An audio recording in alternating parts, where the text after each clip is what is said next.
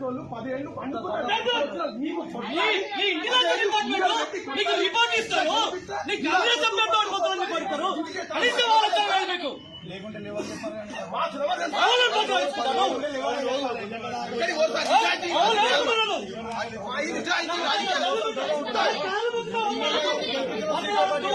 MLA CPI పార్టీగా గెలిపించారు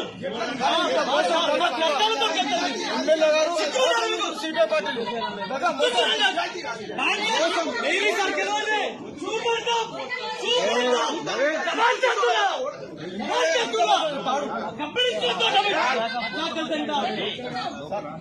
చెప్పేసి ఇంటి చెప్పేసి నమ్మించుకుంటూ